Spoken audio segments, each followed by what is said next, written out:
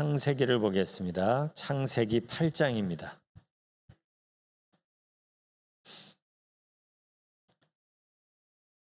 창세기 8장 15절부터 20절입니다.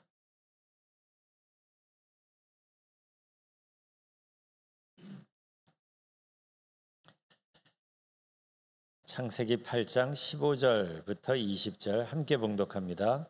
하나님이 노아에게 말씀하여 이르시되 너는 내 아내와 내 아들들과 내 며느리들과 함께 방주에서 나오고 너와 함께한 모든 혈육 있는 생물 곧 새와 가축과 땅에 기는 모든 것을 다 이끌어내라.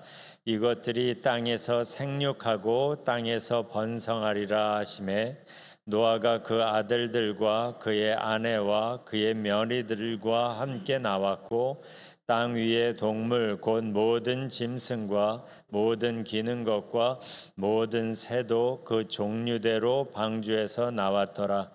노아가 여호와께 단을 쌓고 모든 정결한 짐승과 모든 정결한 새 중에서 제물을 취하여 번제로 제단에 드렸더니. 아멘. 우리가 얼마 전에 노아 이야기를 나눴었죠. 노아 이야기는 많은 메시지가 담겨 있는데 그 중에서 가장 중요한 것은 아마도 그렇게 하나님이 쓸어버리셔야 할 정도로 악한 시대에도 하나님을 바라보고 하나님 앞에 사는 노아가 있었다라는 사실이에요. 마치 어두운 밤 하늘이기 때문에 별빛이 더 빛나는 것처럼 암흑 같은 세상에서 노아의 삶은 더더욱이 빛났습니다. 그럴 수 있었던 이유가 노아는 죄가 팽배한 시대를 살았지만 그러나 그 시대를 살았지만 그 시대에 속하지 않았고 그래서 하나님을 의식하고 하나님 앞에서 살았기 때문이고 또 하나님도 그때 노아를 8장 1절에 나오는 자칼이라는 단어를 우리 얘기했었죠. 항상 염두에 두고 항상 보살피고 계셨기 때문에. 그러니까 노아는 그 시대를 살았지만 그 시대에 속하지 않고 하나님 앞에서 살았고 하나님도 항상 이 노아를 기억하고 자칼하면서 그를 염두에 두고 계시고 이러한 관계가 그 노아를 더 빛나게 했던 거죠. 하나님은 지금도 노아처럼 하나님을 찾는 사람, 하나님과 동행하기를 원하는 사람을 지금도 찾으십니다. 그래서 지난번 노아를 이야기할 때 세상과 노아 사이에 그러므로 노아도 사실은 별 수 없었다가 아니라 그러나 노아는 그 세상과 달랐다. 세상과 노아 사이에 접속사가 그러므로가 아니라 그러나라는 접속사가 있었다. 그런 얘기를 우리가 했었어요. 그래서 역대상 28장을 보면 다윗이 아들 솔로몬에게 유언을 하는 장면이 나오는데 역대상 28장 9절에서 다윗이 솔로몬에게 이 말을 합니다. 여호와께서는 묻 마음을 감찰하사 모든 사상을 아시나니 네가 저를 찾으면 만날 것이요 버리면 저가 너를 영원히 버리시리라. 다윗은 하나님을 버리면 어떻게 되는지를 사울 왕을 보면서 배웠을 겁니다. 그래서 평생 하나님을 찾으며 살았고 그래서 하나님의 은혜와 복을 누리며 살았고 그 비결을 지금 아들 솔로몬에게 전수하고 있는 겁니다. 네가 저를 찾으면 만날 것이고 버리면 저가 너를 영원히 버리시리라. 그리고 역대하 16장 9절에 우리가 전에도 나눈 말씀이 나오는데 여호와의 눈은 온 땅을 두루 감찰하사 전심으로 자기에게 향하는 자를 위하여 능력을 베푸시나니 하나님은 지금도 찾으신다는 거예요. 전심으로 하나님을 찾는 사람. 노아가 그런 사람이었고 노아도 그 상황보다 하나님의 영향 아래 사는 사람이었던 거예요. 우리도 이 세상이 악하다는 것 압니다. 그런데 그게 익스큐즈가 아니라 우리 이 세상보다 훨씬 더 악한 노아도 하나님 앞에 살면서 특별한 삶을 살 수 있었던 것처럼 우리도 이 세상이나 상황이나 처지에 초점을 맞추는 게 아니라 우리와 함께 하시는 하나님께 초점 맞출 때 우리의 삶이 특별해질 수 있는 거예요. 노아의 식구가 방주 안에 있었던 기간은 1년이 조금 넘죠. 비가 그치고 물이 다 빠지고 땅이 마를 때까지 방주에 있게 했고, 그래서 물이 빠지고 땅이 다 마르니까 하나님께서 노아에게 방주에서 나오라 하시죠.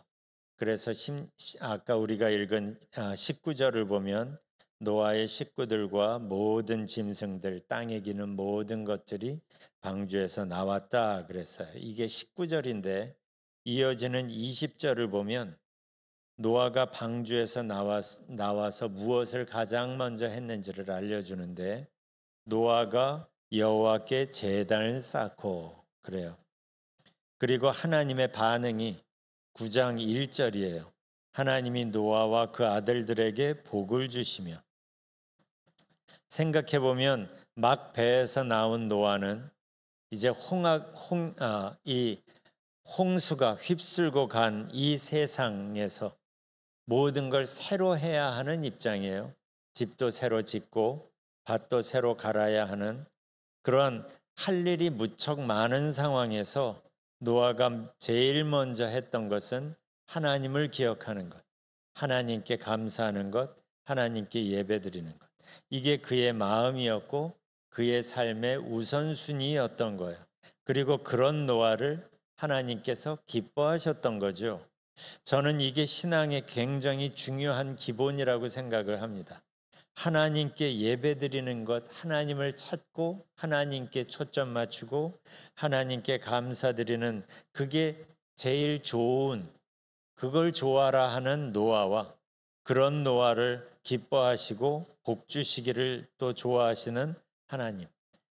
노아는 하나님을 생각하고 예배드리는 걸 기뻐하고, 하나님은 그런 노아를 기뻐하시며 복 주시고, 이러한 모습이, 이러한 친밀함이 성경에서 우리에게 계속 이야기하는 친밀함입니다.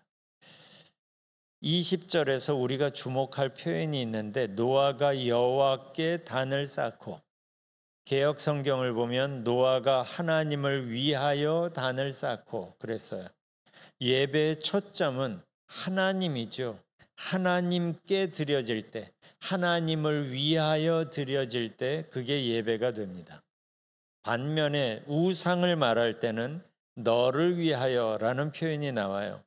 하나님이 십계명을 말씀하실 때 창세기 19장, 출애굽기 19장을 보면 십계명을 쭉 말할 때 제2계명이 우상에 관한 건데 이렇게 말씀하시죠. 너를 위하여 우상을 만들지 말고. 우상은 너를 위하여, 나를 위하여 내가 우상을 만들고 우상을 찾는 거거든요. 이게 우상의 굉장히 중요한 특징이에요.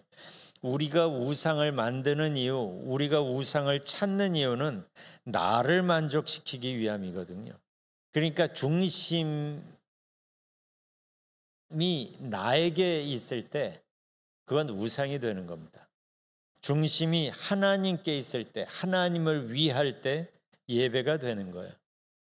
왜 이런 얘기를 하냐면, 우리가 말은 하나님을 찾는다고 해도 하나님을 찾는 중심이 나에게 있으면 하나님조차도 나에겐 우상이 되는 겁니다. 우상이 되는지 안 되는지는 어떻게 아는 줄 아세요? 내 마음대로 상황이 안 될 때 내가 실망을 하면 그건 내가 하나님을 우상으로 찾고 있었던 거예요. 내 마음대로 하나님이 안 했다고 내가 실망하는 거거든요. 내가 하나님께 헌신하면, 하나님 중심으로 내가 바뀌면 나는 하나님을 제대로 찾고 있는 겁니다. 우상은 나의 변화를 요구하지 않아요. 누가 우상을 찾으면서 헌신을 합니까? 우상에겐 헌신하는 게 아니에요. 우상을 달래면서 내가 원하는 걸 얻기 위하여 우상을 찾는 거죠. 하나님도 하나님께 예배드릴 때, 하나님을 위해 예배드릴 때 진정한 예배가 되는 겁니다. 나를 위하여 찾을 때 그 대상은 우상이 되는 거예요. 하나님께서 노아의 예배를 기뻐하신 이유는 노아의 예배가 특별했기 때문이 아니라, 노아의 찬양이 놀라웠기 때문이 아니라 온전히 여호와를 위하여 드려진, 여호와께 드려진 예배였기 때문이죠. 그러니까 하나님은 노아가 구하지도 않은 복을 주시는 거예요. 이게 참 중요한 부분입니다. 노아는 복을 얻으려고 예배를 드린 게 아니었어요. 그냥 하나님이 감사해서, 그의 관심은 하나님의 복이 있었던 게 아니라 하나님 그분께 있었던 것이죠. 그래서 하나님께 초점 맞추고 하나님께 예배드리고 하나님과 친밀해지니까 하나님의 복이, 노아가 기대도 하지 않았던 하나님의 복이 따라온 겁니다. 이게 구약이고 신약이고 간에 계속 강조하는 메시지예요. 우리가 오늘도 기도할 때 하나님께 기도하고 하나님께 초점 맞추며 우리가 기도했으면 좋겠어요. 내가 원하는 무언가를 얻기 위해서 하나님을 이용하려고 하지 마십시오. 그럴 때 우상이 되는 거예요. 그게 위험해지는 겁니다. 생각해 보세요. 여러분이 기도하면서 하나님을 찾으면서 혹시 실망한 부분이 있어요? 그렇다면 내가 하나님을 우상처럼 찾았던 그 모습이 되는 겁니다. 성경은 선하신 하나님을 이야기합니다. God is so good all the time. 우리가 상황이 때로는 이해가 되고 이해가 안 되고 상황은 참 복잡하게 흘러가지만, 그러나 하나님이 선하시다는 것, 참 좋으신 하나님이라는 것, 나와 함께 하시고 나를 아시고 나를 붙드시는 그 하나님께서 바로 지금도 내가 이 상황을 이해할 수 있건 없건 간에 나를 붙드시고 가장 좋은 것으로 나를 이끌어 가신다는 그 믿음이 우리의 기도를 더욱더 강하게 만드는 거예요. 그게 하나님은 의인의 기도를 들어주신다라는 거예요. 의인의 기도, 의인이라는 말은 뭔가 착한 일을 해서 도덕적으로 의롭다는 얘기가 아니라 하나님 중심으로 하나님께 받아들여진 사람이 의인입니다. 이게 성경이 말하는 의의 기본 개념이에요. 하나님께 받아들여진 사람, 하나님 중심으로 하나님께 나아가는 사람. 오늘도 우리가 기도하면서 하나님께 우리의 온 마음을 열고, 그래서 여러분이 가지고 있는 그 모든 기도 제목들을 하나님께 쏟아놓되 꼭 알라딘 램프의 지니처럼 소원을 말하는 것이 아니라 여러분의 상황을 모두 다 내려놓고 하나님이 나의 하나님이십니다.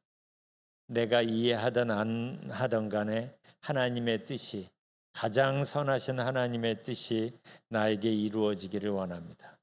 그 어두움뿐인 세상에서 노아가 하나님 앞에 빛났던 것처럼 우리의 삶도 이 세상의 어떠한 상황이든지 간에 하나님 앞에 빛나는 그러한 우리의 인생이요 우리의 기도가 되었으면 좋겠습니다. 아까 불렀던 찬송 370장 통일 찬송 455장 1절 부르고 우리 기도합니다.